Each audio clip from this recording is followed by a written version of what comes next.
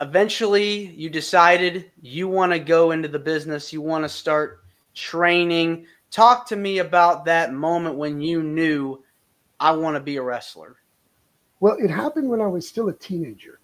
It happened when I was probably about 15 years old. I remember attending a show at the Montreal Forum, telling my friend, we're going to do it together. And he said, oh, yeah, yeah, sure, sure, sure. But I was serious. He wasn't serious about it. And I continued on. And a few years later, I was 18. But the problem was here in Montreal, everything dried up. The territory had closed down. The office closed down.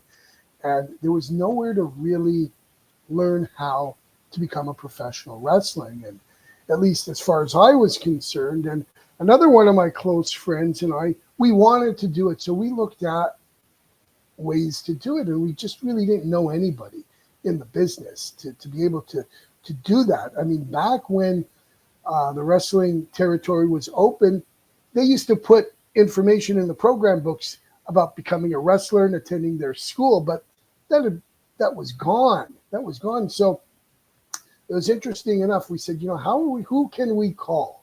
We don't know anybody. And I thought about it. I said, you know what?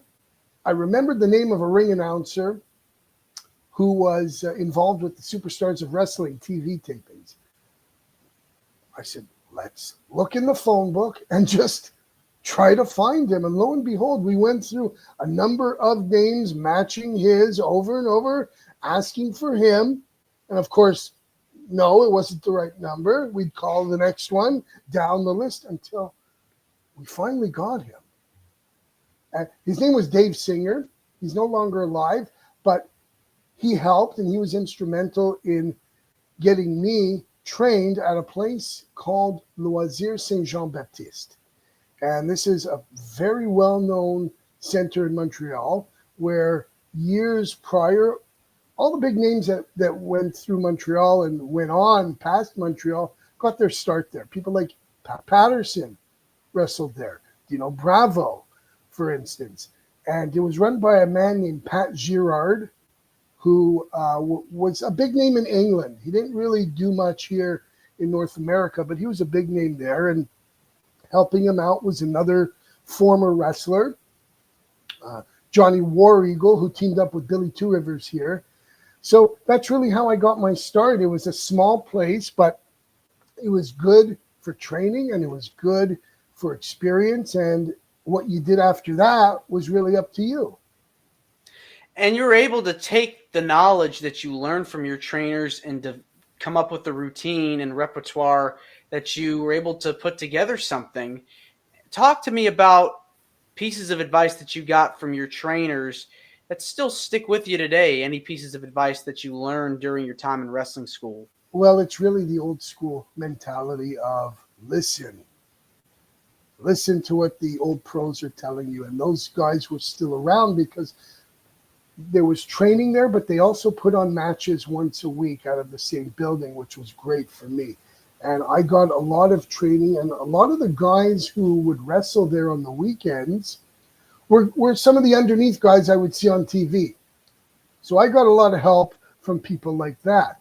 There were guys who you'd probably never heard of before, but they were good veterans who were able to teach me, don't say anything until they say something to you, and be respectful. Someone asks you to do something, you do it. And I find that's lacking today in wrestling. There's a certain etiquette missing and a certain way of doing things that's missing that I have seen in independence.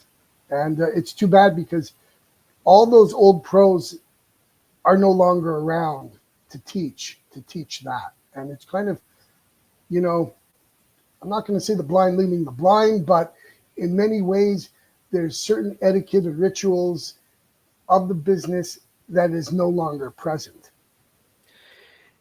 Is that something that you're carrying over today at Mad Dog Pro?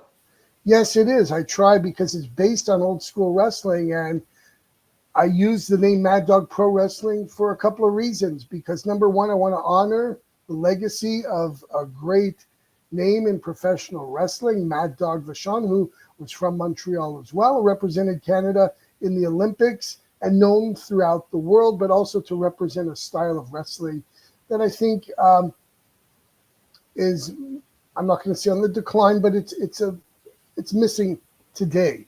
So those are the reasons behind it. I'm close to the family, and I wanted to do this for those reasons.